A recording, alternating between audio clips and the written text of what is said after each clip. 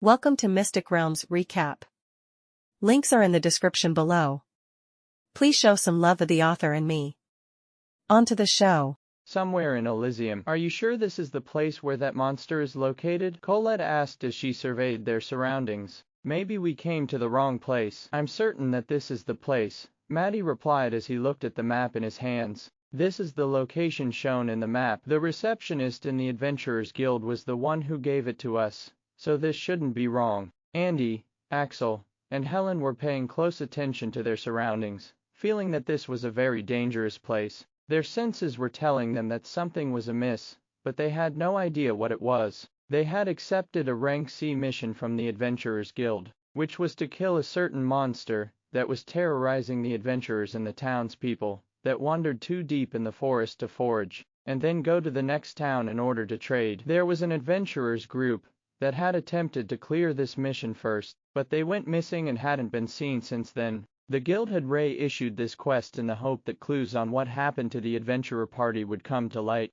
Colette and her party had safely become grade C apostles, so they thought that this mission was just right for their current rank. They were the kind of adventurer party that liked to help others, so finding the missing dwarves was something that they decided to carry out themselves. But, as they continued to advance further inside the forest, they sensed movement from their surroundings, which prompted all of them to take a defensive stance. Suddenly, a loud howl broke the peace and a 2-meter-tall werewolf descended several meters away from them. Just as they thought that they were only fighting one opponent, 5 other lycans who were shorter than the first one appeared at their left and right sides, flanking them. As Colette's party was about to engage their opponents, a merry voice sounded from behind them. "Looks like we got ourselves a decent group this time." An excited voice sounded from behind dwarven children. Colette and the others turned around to look at the source of the voice, which came from behind, and found over 20 black-robed individuals.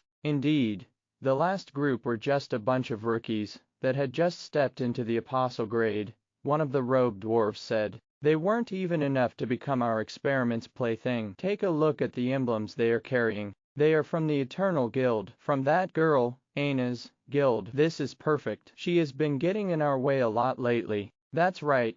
We can take this as a little payback for making things difficult for us in Whitebridge City. Well, with this, the members of our Lycan Brigade here in Oakwood Town will grow. We could have had an army by now, but for some reason, the serum only works on foreigners. The townspeople die before they complete their transformation. Colette's expression became grim after overhearing what the black-robed figures were chatting about. The group didn't even bother to keep this information secret from them, since they were sure that the dwarven children were already goners. With a 2-meter-tall lycan, who was at least a rank 3 alpha monster, and smaller lycans who were rank 3 monsters, Colette found themselves in a difficult situation. Behind them was a group of dwarves whose strength were still unknown to them. "Colette, listen," Maddie said in a low voice. "I will try to hold them off. You try to break through this encirclement and call for help. Helen, you go with Colette," Andy said. "We will buy you girls some time, so run as fast as you can." Axel nodded his head as he held his staff firmly. The boys already knew that this was a hopeless situation,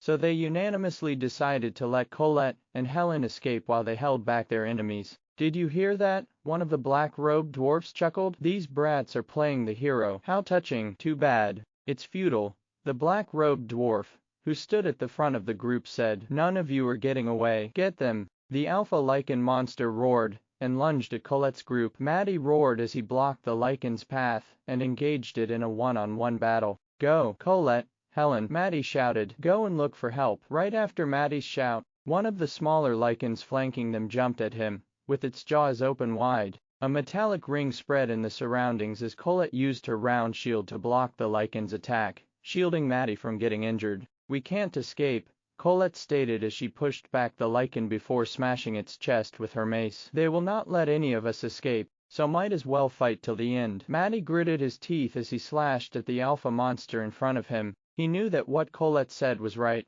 and he felt helpless about it.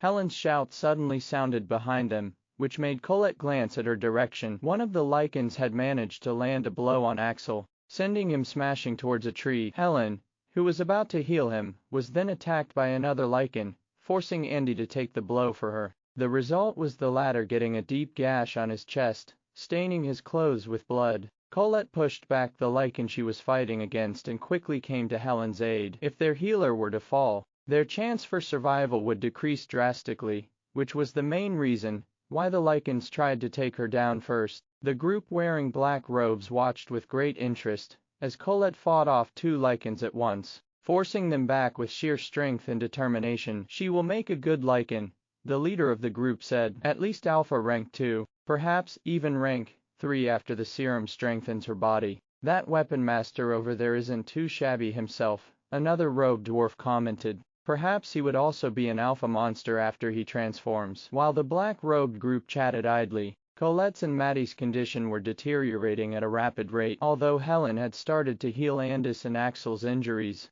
the fact that they were being overpowered still remained. It was only a matter of time before they were taken down one by one, until none of them was left. Colette and Maddie were wearing the Faunus armor set, which were made for fighters like them. If it weren't for this, they wouldn't have been able to stand their ground and resist most of the blows that landed on their bodies. Andy, Axel, and Helen were wearing Faunus sets as well, but theirs was more of a support-type armor set meant for mages and healers. They were sturdy, but not as sturdy as the ones worn by warriors, which specialized in hand-to-hand combat. "Good, they lasted longer than expected," the leader said before taking out a flute from her storage ring. "Time to finish this." The leader of the dwarves blew on the flute, creating a shrill melody that made the lichens stop their attacks. A moment later, all of them howled as their eyes turned blood red, and the muscles on their bodies grew. They had all entered a berserk state, which meant that all of their attacks were now stronger than before. As if to prove this point,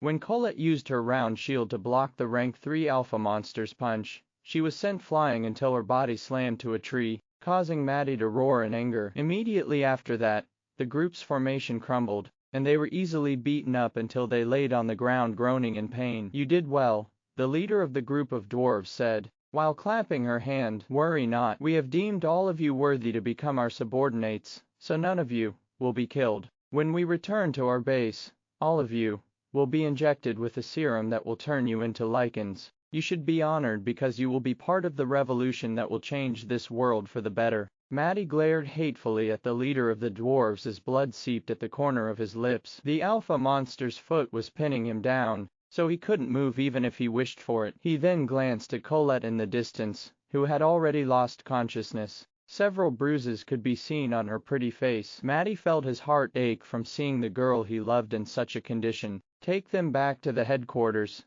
the leader ordered. "Make sure to handle them with care. After all, they will become our new pets when the sun rises tomorrow." The lichens picked up Colette's, Helen's, Andis, and Axel's body from the ground and lifted them all in a princess carry. The alpha monster was about to knock Maddie unconscious when it saw a blue slime looking up at it, a meter away from the dwarf boy under its feet. Slimes were pretty common monsters, so the alpha monster, as well as the robed dwarves, didn't pay much attention to it. Visit November CM for the L-test updates. But there was one person that paid attention to it, which was none other than Maddie, who got teary-eyed after seeing the familiar baby slime that belonged to the person he aspired to be. The baby slime then lowered its gaze from the lichen and looked at the beaten-up dwarf under its feet. "Simp." The baby slime only said one word, but it was enough to make the dwarf boy, who had lost all hope, laugh, despite his sorry state.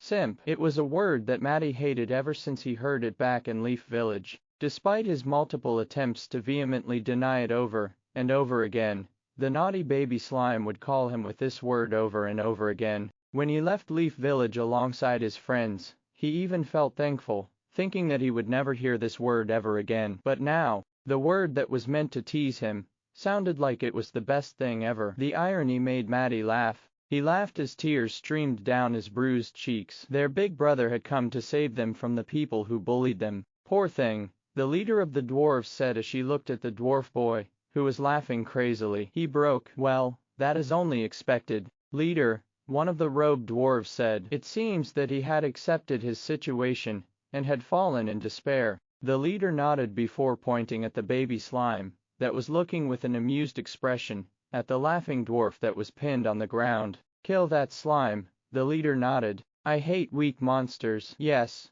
one of her subordinates replied and fired a stone bullet at the baby slime, who was giggling. while looking at the laughing dwarf in front of her. Just as the stone bullet was about to hit its target, the baby slime jumped to the side, dodging the attack completely. The subordinate frowned and fired another stone bullet at the baby slime, which the latter evaded by casually dodging to the side. Seeing this, the leader of the group became irritated and ordered one of the lichens to step on the slime to crush it completely. The lichen growled as it stomped on the blue slime that had made its master angry. However, his attack missed because the baby slime disappeared on the ground. It then later appeared on top of the lichen's head, giggling, as if finding the situation quite amusing. When the baby slime blinked on top of the lichen's head, the leader of the dwarves looked at it with a shocked expression on her face. She had never seen a slime use a blink skill before, and her impression of it changed completely. Capture that slime, the leader of the dwarves ordered. It might be a new species that has never been seen before. It might be a specimen worth studying. 3 of her subordinates rushed towards the baby slime with the intention to catch it. Just like their leader, they were very curious about the blue slime, upon seeing that it was acting differently from the slimes they were familiar with. When the 3 robed dwarves came within striking range, Eiko unleashed her Moonblast skill, which sent the 3 dwarves flying. If in the past, the leader was just interested in the baby slime, now, she was determined to catch it no matter what. A slime as powerful as the one in front of her was rare within the surrounding territories. She would be a fool to not bring it back to their base to research. If you want something done, you have to do it yourself, the leader said as she conjured a magical rope meant for capturing monsters. You're mine. The rope flew towards Eiko as if it was a living creature, which made the baby slime's smile disappear from her face. She could tell that she would have a hard time breaking free from the magical rope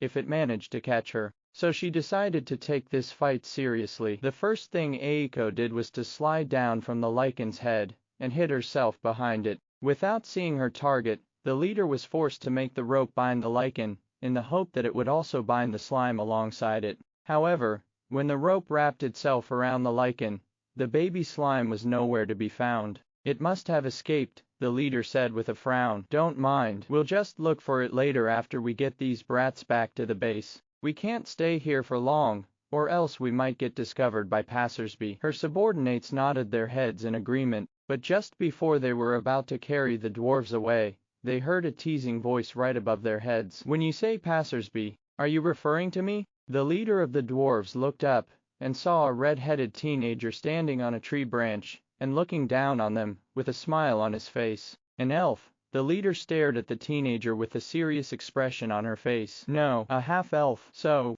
you must be that boy who messed up our plan in the territory of Noria. Perfect timing. Our boss has long wanted to catch you, but the border guards had increased after the incident. Tough luck, boy. You shouldn't have made us your enemy. After hearing their leader's words, the dwarves all took out their weapons with the intention to beat the half-elf until he was half dead. Their boss wanted him alive, even placing a bounty on Lux's head for the members of their organization. Since the rewards were grand, everyone was raring to go and capture him for themselves.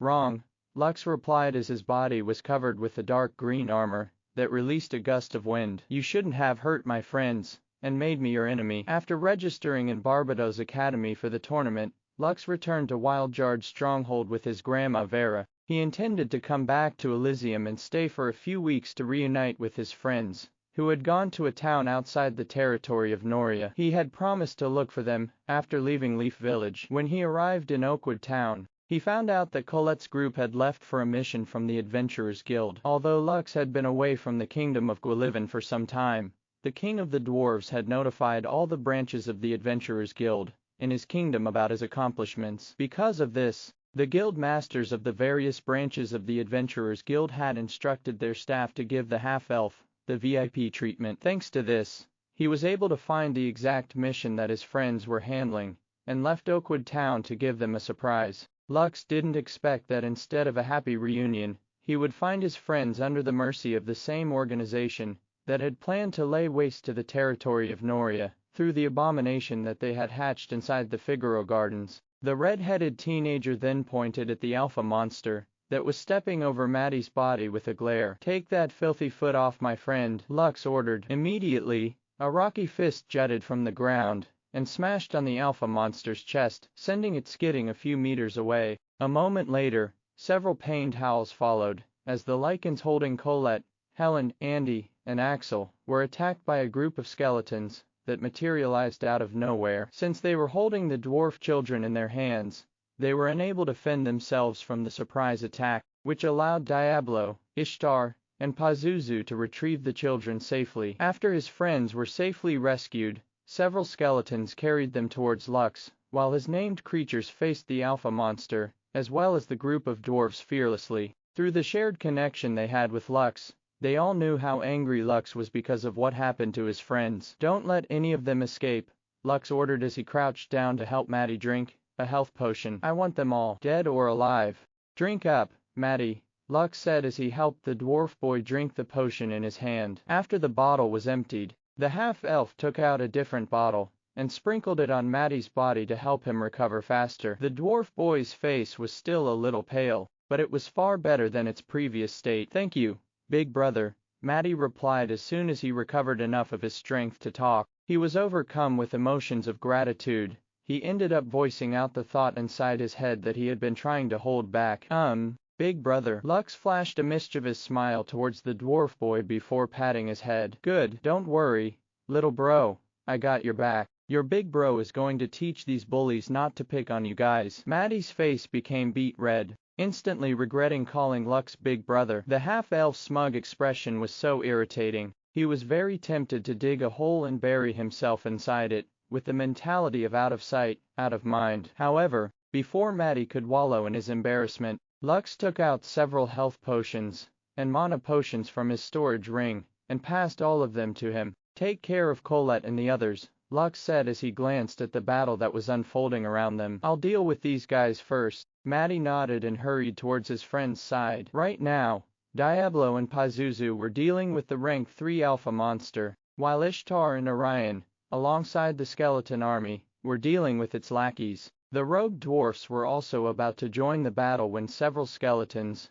and slimes attacked them from behind. "Doppelganger," Lux declared, and 2 clones appeared beside him. Aiko had hidden herself in one of the trees, observing the battle from a safe distance. And just like Lux, she had also summoned her own doppelgangers and tasked them to assist the battle. Lux had given the baby slime a role, which disallowed her from showing herself in the battlefield. The same rule applied to her clones, so they had no choice but to hide in the treetops and simply summon minions to fight in their stead. With Lux and Aiko's combined abilities, the number of skeletons that were currently engaged in battle were over 300. But that was not all. Aside from the skeletons and slimes, there were also 7 rock golems on the battlefield, including Orion. If in the beginning, the lichens and the robed dwarves outnumbered Colette's party 5 to 1, now, the summoned creatures outnumbered the other party 14 to 1. The leader of the dwarves and her subordinates couldn't believe what was happening around them. They initially thought that the skeletons were just ordinary skeletons, but against their expectations, the undead they were fighting against were quite tough and worked well together as a team. "It's still not enough," Lux muttered. "These bastards need to suffer more. Guys, come out and bite them silly." Lux summoned the wargs that he had acquired during the quest of Dominion. All of them were battle mounts, so they had the ability to fight. Just like Diablo's mount, Iron, these 20 wargs were led by Jed, who had now mutated into a Thunder Warg King after he ingested the mutated blood of the Thunder Wolf King that Lux gave him. Jed was now a rank 4 monster, while the other wargs remained as rank 2 monsters. Back then, Jed just looked like any other ordinary warg that could be seen in the wild. Aside from the scar on his right eye, he had no other distinctive features. But now, it was different. With the help of Randolph, Lux's battle mount was adorned with cool-looking armor that made him look like a Blade Liger from the anime series Zoids. Jed roared and lightning bolts snaked around his body. He then electrocuted the 5 lesser lichens with his lightning bolts until all of them were paralyzed. Lux overheard the dwarf leader's words about turning Colette and the others into lichens. If his hunch was right, the lesser lichens were also dwarves that had been mutated due to the effect of the serum. If possible, Lux wanted to find a way to revert them to their previous forms. Although he wasn't sure if it was possible, he still wanted to do his best to help them regain the things that they had lost. The road dwarves could still resist the skeletons to a certain extent, since most of them were grade B and grade A apostles. However, after the lesser lichens were dealt with, Ishtar, Orion, and Jed, as well as the wargs under it, joined the skeletons in attacking the villains, who had targeted their master's friends. Not good. By now, the leader of the dwarves had realized that staying to fight Lux and his minions was a futile endeavor. Using her subordinates as shields, she hurriedly escaped the scene and ran through the forest, leaving everyone behind. The other dwarves, who saw this scene, ran after their leader. They had the same rank as her, so it was easy for them to break free from the skeletons that were trying to pin them down. Lux watched them go with a sneer. He had ordered his skeletons to subtly open a path that would allow the dwarf leader and some of her subordinates to escape. Eiko, it's all up to you. Ha! 6 dwarves, including their leader, had fled the scene and hurried towards their headquarters. They were unaware that above their heads, 3 baby slimes were flying over the trees in hot pursuit. Ishtar, as well as Eiko, had used the hunter's mark skill to put a tracker on the dwarves that had escaped. Lux's plan was to allow them to return to their base, so that he could clear the quest that had appeared the moment he had engaged them in battle. Lichen Mutation Project, Emergency Quest, Difficulty Rating, B. An unknown organization is conducting an experiment within the territory of Oakwood Town. Their goal is to create an army of mutated monsters, in order to further their goals of overturning the peace in the Dwarven Kingdom of Gwillivan. Quest objective: find their headquarters and look for documents about the experiments. Report this discovery to the Adventurers Guild, so they can dispatch adventurers to weed out the remaining members of the unknown organization that are lurking within Oakwood Town. Optional quest objective: find a cure for the mutated lichens. Rewards: quest rewards will be calculated depending on how the quest is going to be cleared. With a frustrated howl, the rank 3 alpha lichen collapsed on the ground after receiving Iron's powerful kick to its chest. Lux could have killed it, but he was unsure if the lichen was also a victim of the unknown organization's experiment. Since that was the case, he decided to spare its life and only make it so it was incapable of fighting back. While Lux was in the middle of tying up the dwarves that he had crippled, a loud shout reached his ear. Big brother! The half-elf smiled as he opened his arms to hug back the crying dwarf girl in his embrace. Colette, we still have things to do, Lux said as he lightly patted Colette's head. The organization that tried to capture you is still at large, so I need to ask you to do something for me. Colette pulled back and wiped the tears in her eyes before looking at Lux with a serious expression on her face. Seeing that the little dwarf girl had finally regained her composure,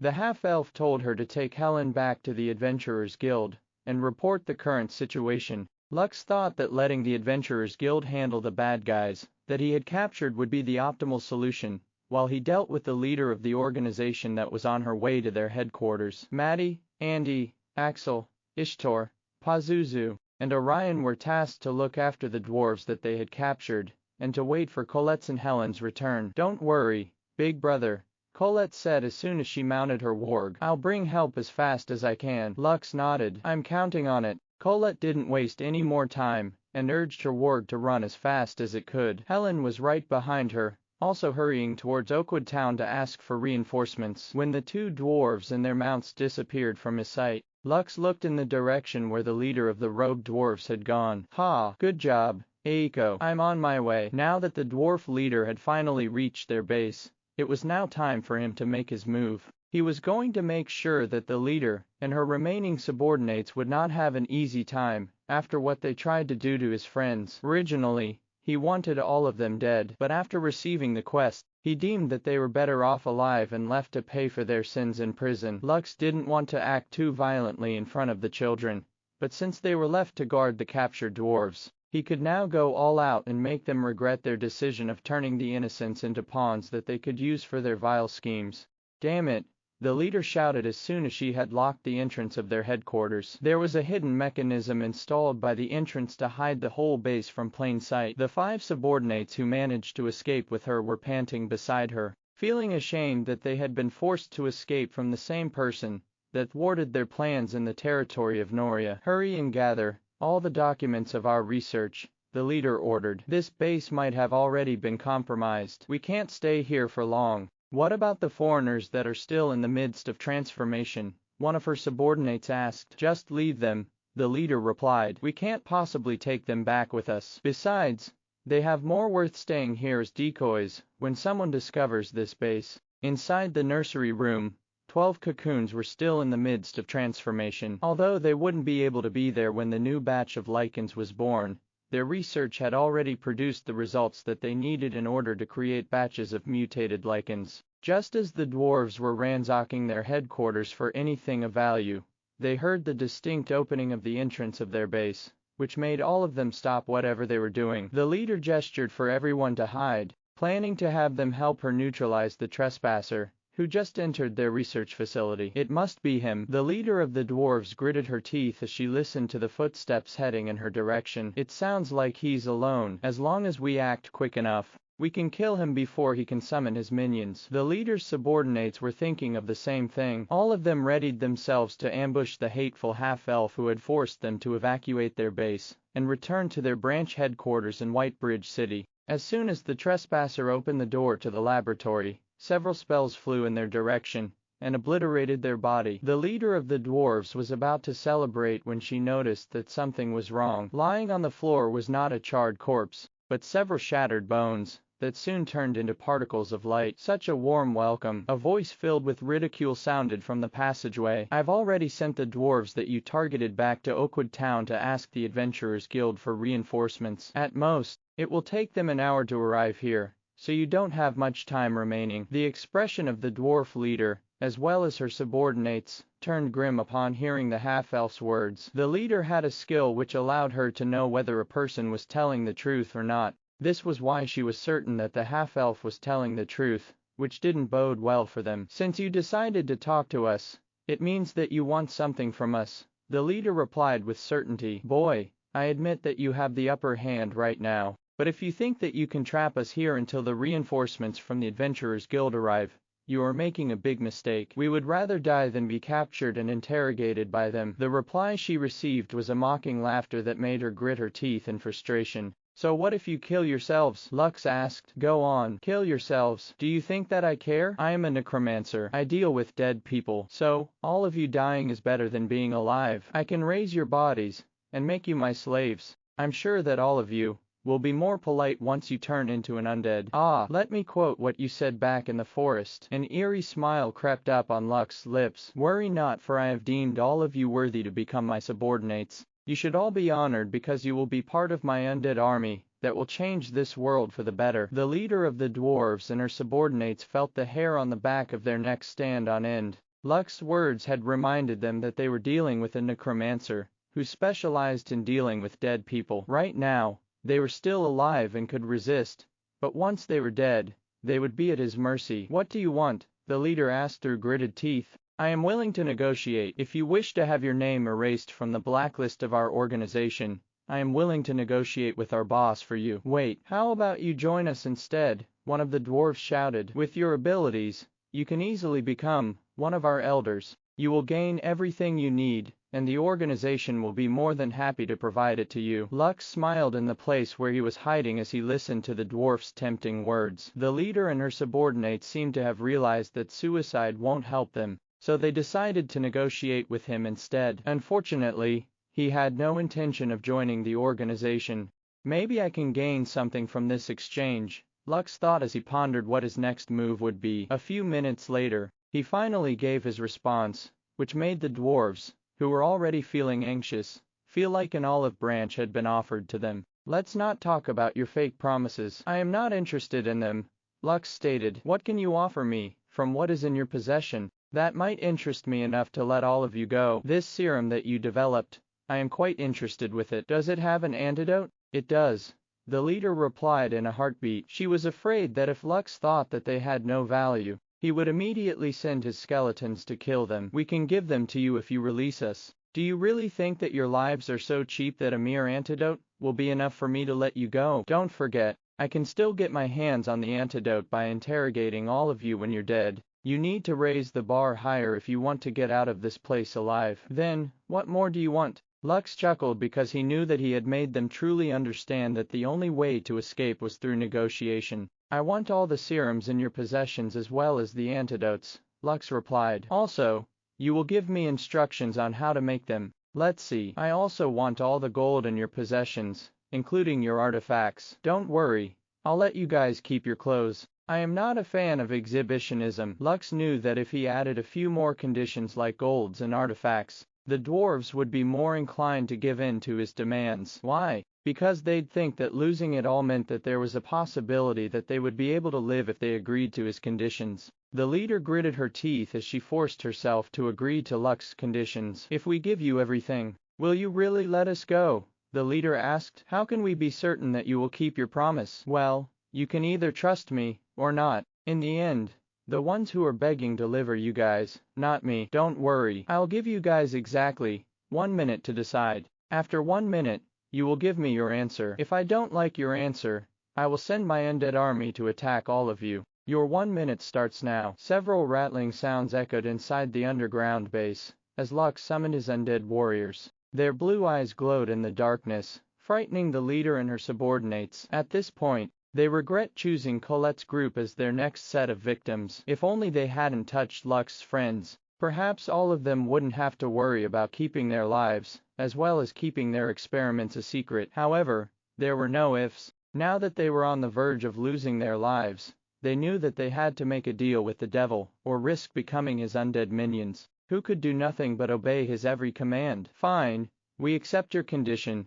the leader said after the 1 minute grace period was over. We will give you everything. Excellent, Lux replied. Now, give your possessions to my minions, and don't try anything funny. The moment you do, the deal is off. Lux didn't mind acting like a bandit this time around since he really needed the antidotes. Right now, he still didn't have the skill, Raise Dead, which allowed him to revive dead creatures or people. He was just bluffing, and using his job as a necromancer to scare the dwarves into thinking that they could not escape his clutches even in death.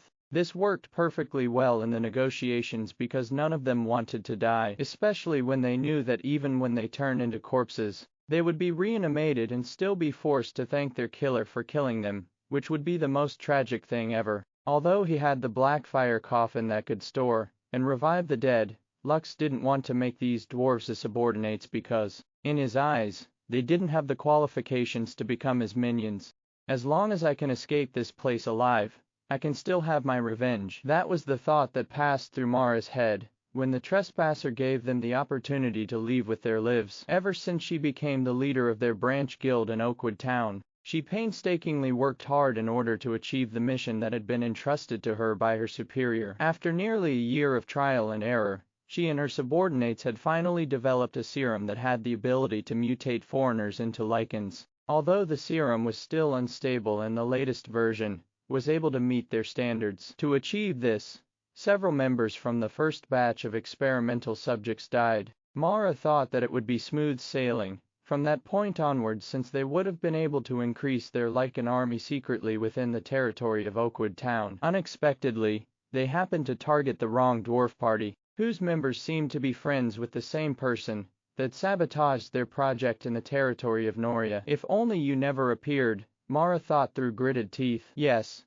if only Lux hadn't appeared, then their operation in Oakwood Town wouldn't have been jeopardized. Unfortunately, the red-headed teenager was already here. Their organization first got wind of his information after their spy in the royal capital managed to overhear the discussion among some of the ministers, who were headed towards the throne room. They were discussing the half-elf who was bestowed an honorary knight title by the king of the dwarves, which made waves among the ministers of the palace. This was how they knew of Lux's existence. Unfortunately, their boss decided to lay low for the time being after the consecutive raids on the other beginner villages. Their operations on the outskirts of the Gwillivan kingdom had been uprooted, so they were forced to take it slowly for the time being. Unfortunately, Mara got too full of herself, overestimating her ability of avoiding detection. She was confident that she could cover her tracks by issuing a quest about a monster sighting in Oakwood Forest, with a reward that was tempting for adventurer parties. She didn't expect that instead of only attracting sheeps, she would accidentally invite a wolf to her own base, who was now currently in the midst of extorting them of their valuables. Give your valuables to my skeleton minions. Make sure you don't do anything funny or else, all of you, will regret it. The trespasser's voice sounded from the distance, his words making Mara grit her teeth in frustration. She and her subordinates handed over their belongings, keeping only their clothes. Oi, I said hand everything over. Do you think that I wouldn't notice the item you're hiding inside your mouth? Spit it out, or I'll cut off your head. The rest of you better not do the same or I'll have your heads." The two dwarves, who attempted to hide something, immediately spat out storage rings from their mouths upon hearing Lux's command, and handed them over to the skeletons that were collecting their possessions. The skeleton didn't have any expression on its face, but the way it looked at the two dwarves made the latter feel like it was disgusted with them. Mara and her other subordinates had no idea how the trespasser had been able to see the items they hid inside their bodies. However, after being discovered, none of them took any more chances, and honestly gave all of their belongings to the skeletons, while cursing the trespasser inwardly. Lux, whose real self was hiding in the distance, chuckled internally when he saw the dwarves take out the items that they had hidden inside their bodies. He was just bluffing when he said that he saw an item inside one of the dwarves' mouths. Back on Earth, he had watched a show where certain agents hid tracking devices in their teeth in order to evade detection from the criminal group that they were trying to infiltrate. "Diablo, I'll leave everything to you," Lux conveyed via telepathy. Diablo, who was beside him, nodded his head as he walked towards the dwarves, who had their arms raised in the air in surrender. "All of you move in a single file and exit this place," Lux ordered. "The first one to do something funny gets stabbed. No questions asked. Now, start moving." Diablo prodded Mara's back with the tip of his sword, leaving the dwarf leader no choice but to walk towards the exit. Her subordinates followed behind her, as they were escorted by a legion of the undead. Lux had already hidden himself in another room, and was just waiting for the dwarves to leave the base through the exit. He had no plan to let the dwarves escape for real. It was a trap plan to capture them with the help of the Adventurers Guild. After he had ransacked the entire base, his minions had already found the nursery for the cocoons of mutated lichens. According to the dwarf leader, Mara, the antidote could be drunk, or poured into the mutated lichen's body to undo the mutation. He had already sent one of his minions to test this method earlier by pouring one of the antidotes over one of the cocoons. The cocoon melted and a dwarf boy, who was in his birthday suit, appeared. Although the boy was unconscious, there were no problems with his body, so Lux was assured that the antidote had worked perfectly. When Mara's group had safely left the base, Lux cured the other dwarves, who were in the midst of their transformation, reverting them to their original forms. Among the dwarves, 2 were girls, so Lux covered them with capes and ordered Aiko and her slimes to look after them. As for the boys, the half-elf skeleton minions carried them to a different room to ensure that nothing untoward would happen when they woke up. After the dwarves were separated, Lux personally shook the dwarf boys to wake them up. He was afraid that if the skeletons were the ones to do it, the dwarves would wake up screaming upon realizing that it was an undead that had been shaking them. "Thank you for saving us," one of the dwarves said as he gazed at Lux with a grateful look. "If you hadn't come, we might have all been turned into one of those monsters." "I only did the right thing," Lux replied. "The people that have captured you guys have already been defeated, and are tied up near the path that leads to Oakwood Town. The Adventurers Guild has already been called, so they will probably arrive soon. Make sure to tell them about your experiences so they can make a detailed report about this incident." The dwarves nodded their heads, and left the laboratory to help guard the researchers, who had almost turned them into lichens. Lux could see anger in their eyes,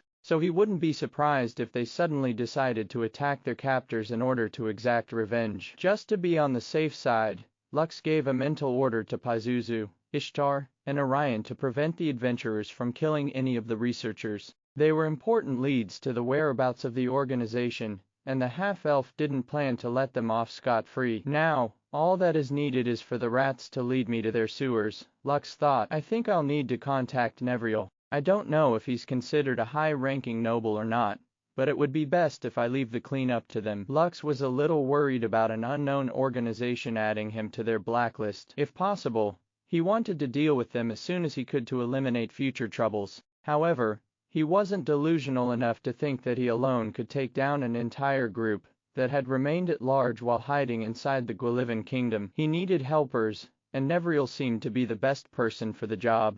"Thank you for handling this matter perfectly," the guild master of the Adventurers Guild in Oakwood Town, Colton said with a serious expression on his face. "I never thought that the mastermind of this incident was also the same person that issued the quest in our guild. If I get my hands on her, I'll break all the bones in her body." Colton was furious when he found out that his branch of the Adventurers Guild had been used as a means to conduct diabolical experiments that endangered the adventurers working for them. Because of this, he decided to take the matter seriously, even inviting Lux back to the guild in order to hear a detailed report from him. Lux agreed to his request, and told him everything he knew about Mara and her group, who were currently on their way to Whitebridge City. After getting their rough sketches, Colton thanked Lux once again before contacting the guild master of the Adventurers Guild in Whitebridge City. He planned to have Mara and her group captured the moment they stepped foot inside the city, and have them interrogated by the authorities. Sir Colton, I have a request, Lux said. Can you pass a message to Sir Nevriel for me? Tell him that I have something important to tell him, and I'll meet him here in Oakwood Town. Nevriel, are you talking about that Nevriel? Colton asked with a surprised look on his face. You know him. Lux frowned. He didn't know if the Nevriel he knew, and the Nevriel that Colton was talking about was the same person. The person I am talking about is Nevriel Cyboris, Lux answered, middle-aged looking dwarf with scary eyes. Colton laughed after hearing Lux's description. Nevriel Boris might not be well known among the common folk of the Gwillivan kingdom, but the influential people of the realm all knew who Nevriel was. He was one of the Grand Masters of Alchemy, who had discovered the cure for the White Plague, which had become a widespread pandemic a decade ago. If not for his cure, with how scary the White Plague was, more than a third of the population of the Kingdom of Gwillivan could have died. Very well, I will send word to him, Colton said as he patted Lux's shoulder. I just need to tell him that Lux von Xer wants to talk to him about something important, right? Lux nodded. Yes, the sooner we meet the better. Good, I'll make it happen. I'll get back to you as soon as I receive his reply. I will also tell him about the achievements that you have done here. Sure, everything that happened was just pure coincidence. Lux just wanted to look for his friends, and it just so happened that they had been targeted by an unknown organization, which led Lux to fight against them. Well, I am already on their blacklist, Lux thought. Making them angrier won't change things. Lux understood that since the unknown organization was now aware of his existence, it was only a matter of time before they came to blows. Before that happened, the half-elf planned to screw them 3 times over by letting Nevriel personally deal with the people involved in the incident. At that moment, a series of notifications sounded inside his head as rows of text appeared in front of him, signifying that the emergency quest was completed. Lux set this matter aside and went to look for Colette and her friends, who were currently waiting for him outside the Adventurers Guild. They all decided to celebrate their reunion at the most popular inn in Oakwood Town. Because of Lux's achievements, the guild master used his connections in order to let Lux and his friends use the VIP rooms, which were usually reserved for the high-ranking nobles of the kingdom. Big brother, I have reported this incident to my sister,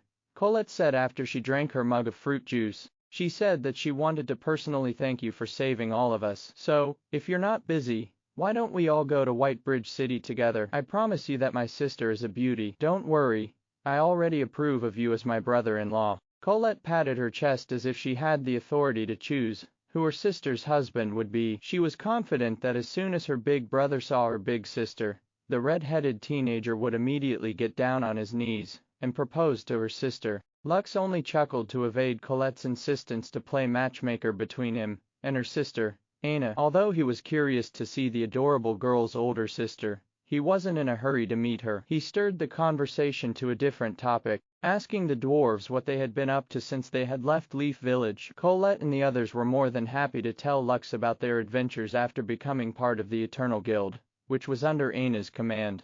The reunion party lasted through the night before the dwarves finally returned to their rooms to rest, leaving Lux and Aiko exhausted. They had traveled far in order to reach Oakwood Town, and were dragged into the incident that concerned their friends. Aiko was already fast asleep on Lux's lap, while the latter wasn't faring any better himself. As soon as he placed the sleeping slime on the pillow on the bed, a knock was heard on the door of his room, which made him frown. It was already in the middle of the night, and he didn't know any law-abiding citizen that would visit him at this time of the day. Lux summoned Ishtar and Diablo by his side, and ordered them to defend him if his life was threatened. After the two named creatures positioned themselves at the side of the door, Lux opened it to see who it was. Can't you just take it easy once in a while? An annoyed, gruff voice greeted him as Nevriel stepped inside his room. The moment you appear in an intermediate town, a problem appeared right away, Nevriel complained. If not for the fact that I personally know that you are not connected to the perpetrators of these incidents, I would have personally taken you into custody. Boy, don't you know the meaning of moderation? Lux could only scratch his head because he didn't really want to be involved in any kind of mess. He only wanted to see his friends and give them a surprise. Who would have thought that the one who was given the surprise was him instead? Okay, I'll tell it to you straight, Neville stated as he sat without asking for Lux's permission. I don't know if you have good or bad luck, but you have ruffled the feathers of an underworld organization, not just once, but twice. If I were you, I'd return to where I came from to tide things over. Even with the increased security of the border patrols, I'm sure that they will come to target you for revenge. Lux frowned as he sat down to face the dwarf who was looking at him, with a serious expression on his face. Have you captured the researchers? Lux asked. This was something that he had been meaning to ask ever since Neville had stepped inside his room, but had not been able to do so because the latter was nagging at him. We did, Neville replied. The Eternal Guild,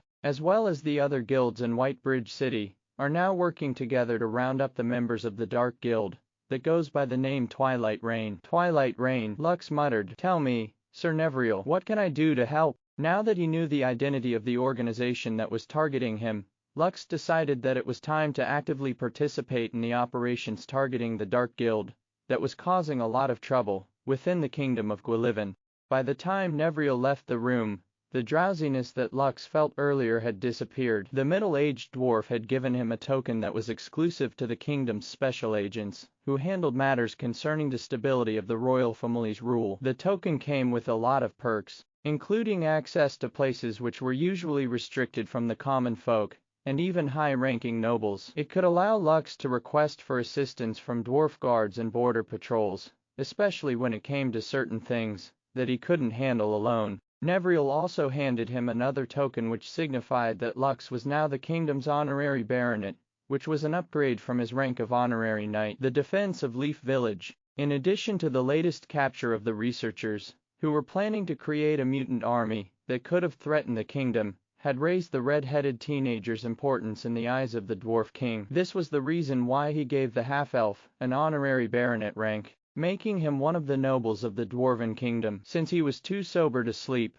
Lux decided to rummage through the things that he extorted from the researchers. He didn't have time to check them earlier since he was busy helping the mutated dwarves, in addition to dealing with the members of the Adventurers Guild, who had come to help. Just as Lux expected, the Alpha Lichen and the Lesser Lichens were dwarves that the researchers had captured. To his surprise, the Alpha Lichen was a Grade B apostle, who was also the ace adventurer in Oakwood Town. She went by the name Emma Hewitt, or just Emma for short. After being reverted to her original form, the dwarf recognized Lux as her benefactor, even going as far as to declare that she would become the half-elf subordinate from that day onwards. Lux, of course, rejected her offer, but Emma was too persistent, even going as far as begging on her knees to serve the red-headed teenager in order to return the favor. In the end, the half-elf reluctantly agreed, and now, Emma had officially become his first party member. Well, having a subordinate isn't a bad thing,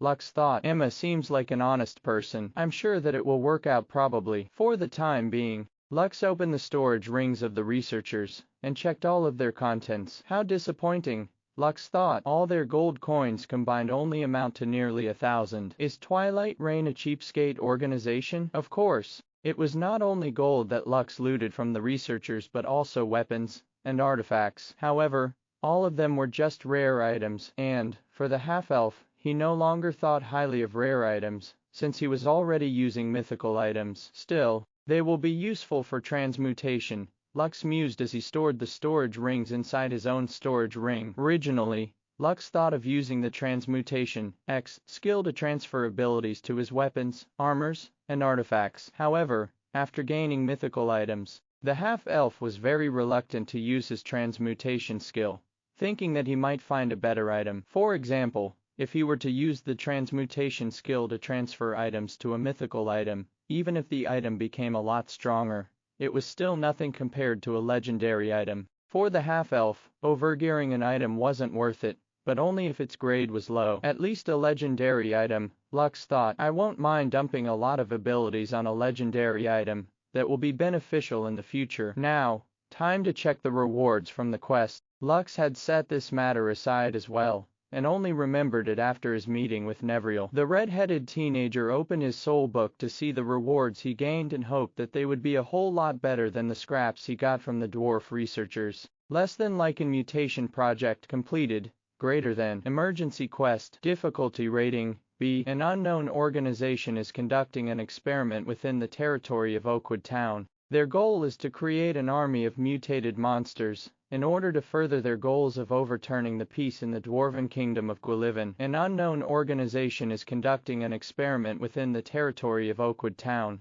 Their goal is to create an army of mutated monsters, in order to further their goals of overturning the peace in the dwarven kingdom of Gwillivan. Quest objective: find their headquarters and look for documents about the experiments. Report this discovery to the Adventurers Guild, so they can dispatch adventurers to weed out the remaining members of the unknown organization that are lurking within Oakwood Town. Optional quest objective: find a cure for the mutated lichens.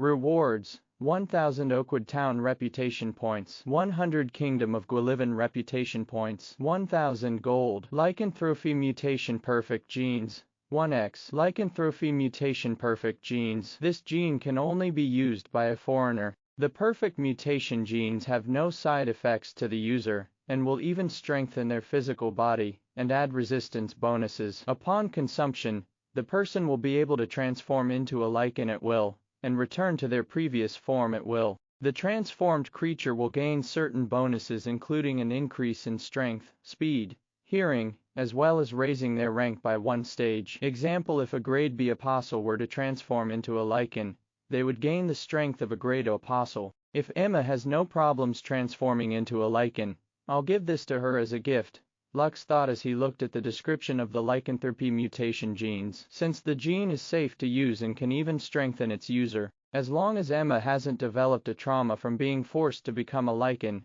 this would be the perfect item for her. Lux wasn't stingy when it came to people on his side. The half-elf already had the dragon's blood in his body, so using the mutation gene on himself would be a waste. The half-elf still had the lichen serums in his possession, as well as their antidotes. Although he didn't know if they would be useful for him in the future, he decided to keep them for now, not surrendering them to the authorities. The next day, Lux woke up a little earlier than usual. If not for the fact that Colette had started knocking on his door, even threatening to tear it down, the half-elf would have remained in bed for at least another half an hour. Naturally, he couldn't let the adorable little dwarf break down the door. Not only would that get them blacklisted by the inn owner, it would also bring down their reputation among the other inns in Oakwood Town. With no alternative, Lux allowed Colette to drag him and Eiko to the tavern to eat. To his surprise, Emma was there, waiting for him. The pretty dwarf with dark brown hair was happily chatting with Maddie and the others while they ate breakfast. Emma was of the same age as Lux. She was more of a vagabond adventurer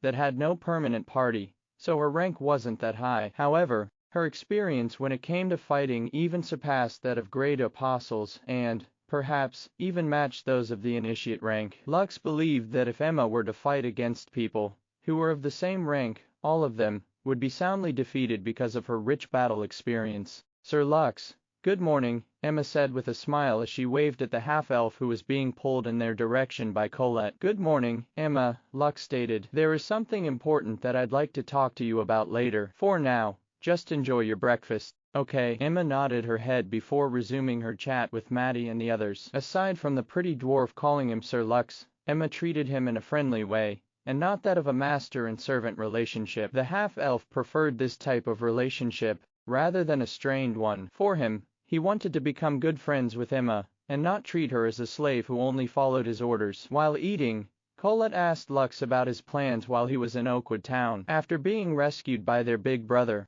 the Dragon Slayer party weren't in a hurry to take on new quests for the time being. I plan to go to White Bridge City tomorrow, Lux replied. Do you remember Nevriel? He said that I need to meet a few people in White Bridge City who are currently handling the cleanup operations for the organization that attacked you guys. The mood on the table immediately became serious as they looked at Lux with their undivided attention. Even Emma was no longer smiling, and stared at the half-elf with a determined look on her face. Big brother, I think this is perfect, Colette said. Since my sister is based in White Bridge City, this is a good opportunity for the two of you to meet. I can meet her when I'm done with my business in the city. Okay, I'll make sure to tell her later of our coming. A few minutes later, the atmosphere returned to its previous merry state as everyone ate and chatted about random things. Lux was quite curious about Whitebridge City, because it was one of the biggest dwarven cities in the kingdom of Gwillivan, aside from the royal capital. Colette and Emma told him everything they knew about the dwarven city, including the upcoming guild wars, which was held every 2 years. According to the two of them, the winner would become Whitebridge City's #1 guild, which had the privilege of managing the city's defenses, in addition to acquiring leases to prime real estate that were located in the city's center. These lands were perfect for setting up shops and other establishments that could give the guild high profits, which would cause all the major guilds that were based in Whitebridge City to seek them out. Somewhere in Whitebridge City. How are the other members? A middle-aged dwarf asked his subordinate who had just returned from his mission. Not good, the subordinate reported. Most of our members are currently on the run and have left the city. Mara has been captured by a high-ranking interrogator. She is currently being subjected to torture and has been fed with truth serums. It's quite fortunate that none of the guild's members in the city know of our true identities. Using a third party to relay orders to them was a great decision on our guild leader's part. This is not something to celebrate about, the middle-aged man commented. Now that everyone is either captured, on the run, or, even worse, dead, our operations in Whitebridge City have to be in a complete halt. Did you find out any information about who is responsible for this mess? The subordinate nodded. Although it isn't confirmed yet, one of Mara's subordinates managed to escape from capture and relayed the latest information he had to our branch here in Whitebridge City, the subordinate replied. According to his report,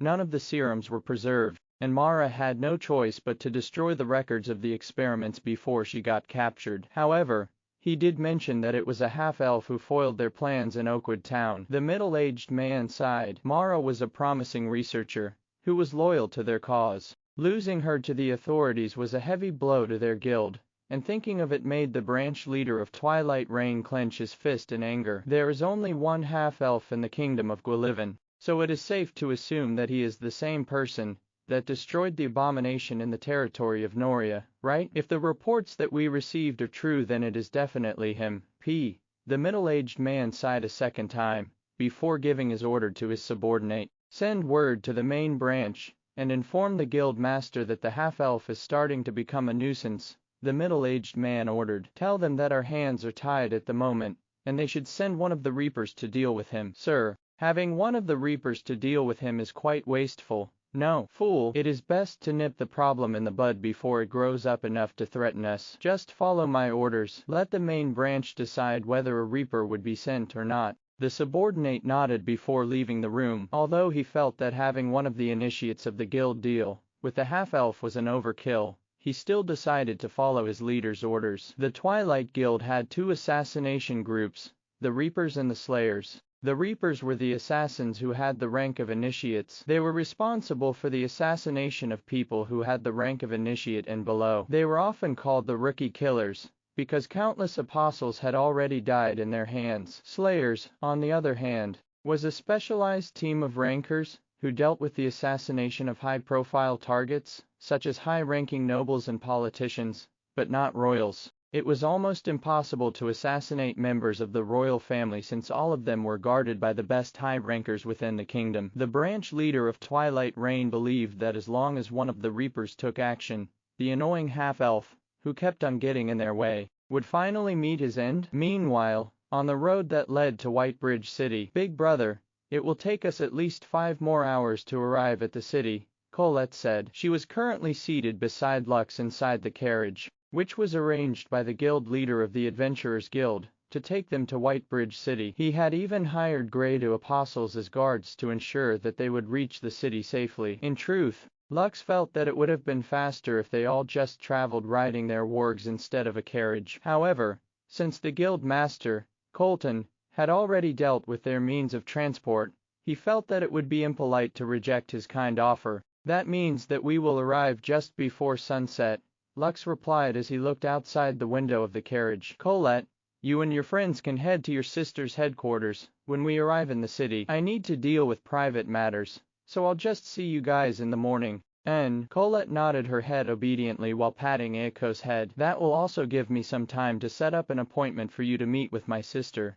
big brother. By the way, my sister likes dried berries. Make sure to buy a bag of them as a gift before meeting her. Lux suddenly imagined a slightly older Colette, munching on dried berries like a chipmunk, and it made him smile. Aina was the guild master of the silver-ranked guild, Eternal. The Storm Dragons, which was currently under Nero's management, was only a bronze-ranked guild, indirectly proving that Aina was a step better than the brown-haired teenager, who held animosity towards Lux. The half-elf thought that it wouldn't be a bad idea to form a good relationship with Aina, who was in control of a well-established guild in Whitebridge City. Okay, are there any other things that she likes aside from dried berries? Lux inquired. Colette, who thought that his big brother was trying to score more brownie points to make her sister like him, was more than willing to tell him the things that Aina liked and disliked. Lux smirked when he found out that Aina wasn't a fan of spicy things. According to Colette, her sister's face would immediately turn beet red if she consumed something relatively spicy. To his surprise, Aina liked eating sour things, which was the reason why she preferred dried berries. She was not too fond of sweet things, and could only tolerate the sweet and sour taste of the dried berries that she liked to snack on from time to time. Suddenly, the carriage came to an abrupt halt, and the sound of shouting was heard outside of the carriage. Goblin attack. Are they perhaps bandits? Protect the carriage. There's too many of them. After hearing the commotion outside, Lux immediately opened the carriage doors to help their escorts ward off the danger that had come knocking on their doors. Immediately, he saw dozens of goblins that were wielding short swords, maces, and bows. They were known for attacking merchant convoys and kidnapping the women to make them their breeding horses. Using the appraisal ability of the Elysium Compendium, Lux immediately knew the ranks of the monsters that were attacking them. The bulk of the goblins consisted of rank 2 monsters, but nearly 20 of them were rank 3 monsters. Although they weren't that strong, there were too many of them, which placed their escorts at a disadvantage. Lux wasn't too worried about the goblins since he still had his skeletons. However, before he could even summon them, a black blur flew past him. A 2-meter-tall lichen grabbed the head of one of the goblins that were attacking the adventurers, and smashed it towards the ground. The lichen then emitted a growl that made the nearby goblins take a step back due to the intimidating monster, who was looking at all of them as if they were mere insects that it could easily crush with its bare hands. Monster, one of the adventurers, who was about to help his friend fight a goblin, panicked after seeing the lichen that suddenly appeared out of nowhere. Although the monster had attacked the goblin, as ordinary people, their reaction was quite normal. Even the adventurer that was saved also backed away in haste, pointing his weapon at the lichen, who towered above him. However, before things could spiral out of control, a confident voice broke everyone from their anxious state. Relax, she's on our side, Lux said as he walked past the adventurers. Diablo, Ishtar, Pazuzu, come out. As soon as the half-elf called for his named creatures, the 3 of them appeared in front of him. Push them back, Lux ordered as he summoned 30 skeleton fighters, who now had the strength of peak rank 1 monsters. Although they were slightly weaker than the goblins, their weapons and armor, which were forged within the stronghold of Noria, made them slightly more powerful than the goblins that were currently ambushing them since they were only wielding basic weapons. As soon as Lux's minions joined the fray,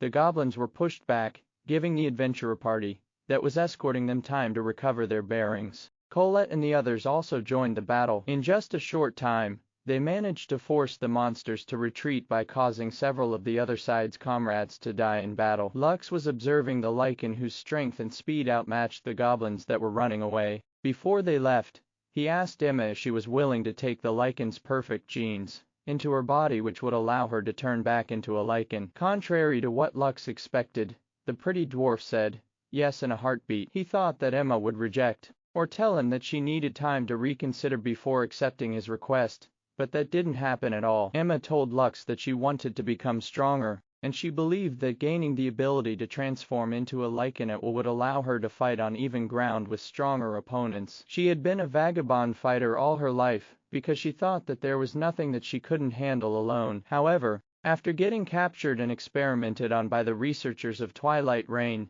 Emma realized that her current strength was not enough to protect herself. Aside from that, she also trusted Lux. She felt that the half-elf would never harm her, so she readily agreed to accepting his gift. Her rank had jumped from grade B apostle to grade apostle, Lux thought as he observed Emma from a distance. She was a brawler in the past and used gauntlets to battle. Since she likes to engage the enemy in close combat, then, perhaps, being able to transform into a lichen is perfect for her. 15 minutes later, several goblins lay on the ground, dead. Aiko didn't participate in battle and was, instead, busy ordering Blackie, Whitey, Rocky, and Mara to dig the beast cores out of the goblins' bodies. Lux could only shake his head helplessly upon seeing how the baby slime refused to miss any opportunity to eat the beast cores of monsters in order to strengthen herself. Her recent loss against Astra made Aiko strive harder to become stronger, just so she could beat him up in their next rematch. After collecting the beast cores,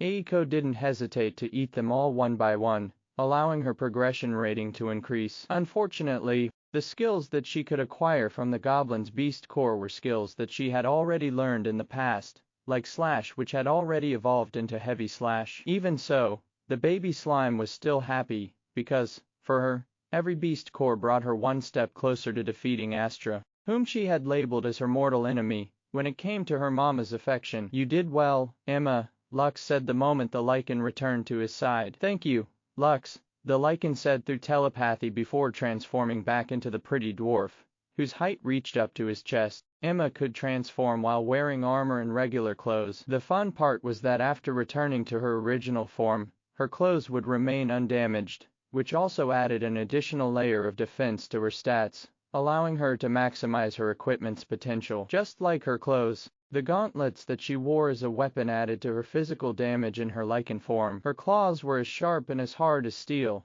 making them ideal weapons in close combat. "Wow, amazing," Colette said as she used her hands to pat Emma's body all over. "How are you able to transform? Is this the side effect of that serum MMPPH?" Lux had covered the adorable girl's mouth to prevent her from saying things that were confidential in nature. Colette also realized that she had made a blunder, so looked at her big brother with apologetic eyes.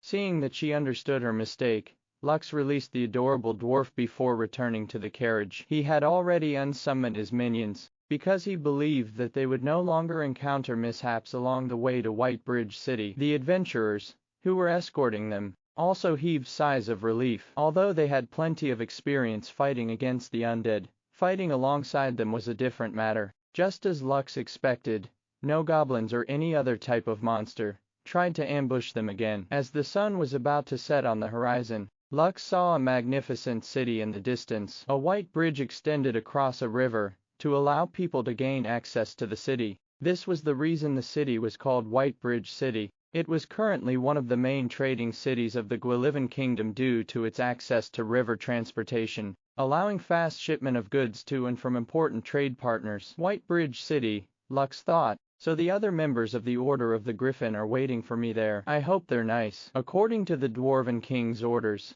Lux had been secretly appointed as the newest member of the Order of the Griffin. The King and Nevriel shared the same opinion.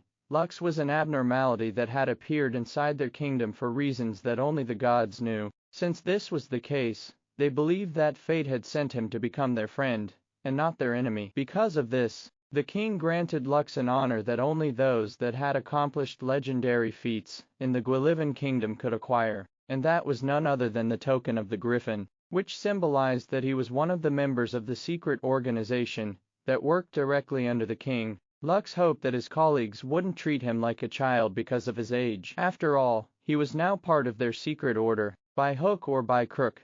Lux entered the library inside the city, while Colette and her friends headed to the Eternal Guild to meet with her big sister, Aina. He had asked Emma to secure their accommodations in the city, while he met with 2 members of the Order of the Griffin that had been dispatched to White Bridge City to help the authorities find the members of Twilight Reign. After getting to the second floor of the library, he walked over to the northeast corner of the room and pulled the candle holder, which was stuck on the wall, down. A few seconds later, the bookcase in front of him moved to the side, allowing a single person to pass through it. This was a hidden path specially used by the members of the Order in order to hold their meetings in White Bridge City. The half-elf didn't hesitate and entered the secret passageway. As soon as his body passed through the room, the bookcase righted itself, making it seem that nothing had happened in the surroundings. Lux then walked a long pathway for a few minutes, before he arrived at a steel gate. The red-headed teenager knocked on it thrice. "Password," a voice asked from behind the door. "Treat your password like your toothbrush," Lux replied. "Don't let anybody else use it, and get a new one every 6 months." The gate opened wide, and the half-elf found himself inside a tavern filled with dwarves, who were either playing card games, drinking ale, or both. Those who were near the gate gave him a sidelong glance, but no one paid too much attention to him. Lux then headed straight to the bartender, who was busy cleaning a glass cup with a piece of cloth. The half-elf then placed the token of the griffin on the counter, which made the bartender arch an eyebrow. "Third floor, room 13, the bartender replied. "May you have a good day, sir." Lux briefly nodded his head before climbing up the stairs. The bartender watched until his back disappeared from view before taking a golden locket from his pocket. "Capture the people that are waiting for our guest outside the library," the bartender ordered. "Make sure none of them escape." After giving his order, the bartender returned the golden locket inside his pocket, and resumed cleaning the glass cups on his counter. The moment Lux appeared in the city, several individuals started to follow him around.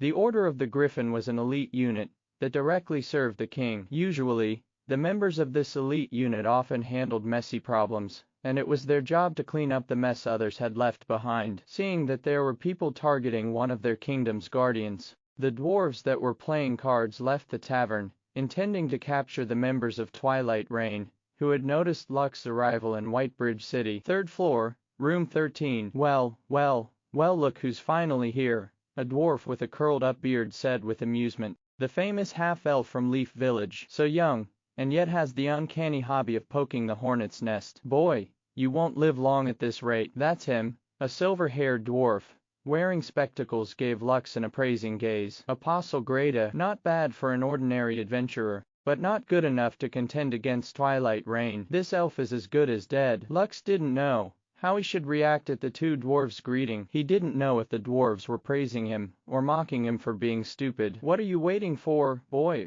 Go on and sit," the dwarf that Lux had mentally given the nickname Curly said with a smile. "Visit Novelban CM for updates. Our time is precious, so please, don't dilly-dally," the dwarf, whom Lux had given the nickname Prick, commented. Curly smiled before introducing himself. "Well, newcomer, we are your seniors, so I will first introduce myself," Curly said. "My name is Galileo Darwin. Just call me Galileo. This impatient person over here is Charles Galilei. Just call him Charles." "Lux Vongser," Lux replied. "Just call me Lux. And this is my baby slime, Aiko." Aiko lightly jumped to introduce herself. "A slime, huh? How peculiar." "It's just a common blue slime. Nothing special about it," Galileo and Charles commented. After looking at the new member of their group, Charles immediately became uninterested, while Galileo had a complicated look on his face. After a minute of awkward silence, Galileo coughed as he started to talk about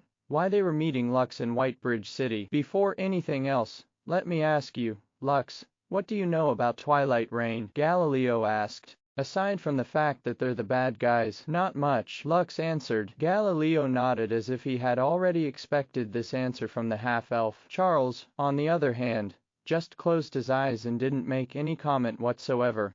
"Twilight Reign is what you foreigners call a dark guild," Galileo stated. "It is an organization that is trying to sow discord inside the Gwillivan kingdom. Their leader was the previous king's uncle, who had tried to stop our current king's coronation by starting a civil war. Fortunately, he didn't succeed and had been in hiding since then. The problem is that he had allied himself with foreigners who have designs to usurp the current rulers of the land. Many of them seem to be very keen in staking their claim, not only in the kingdom of Gwillivan, but in the other kingdoms as well." Lux nodded his head in understanding. Solais had come to Elysium in order to gain resources, as well as own a place where they could settle. There were people who wanted to work with the current inhabitants of the Elysium to create a mutually beneficial relationship, while others wanted to conquer the existing kingdoms and empires in order to become the new rulers of the territory. There were good and bad people in the world, and greed was the most common reason behind why these incidents happened in the first place.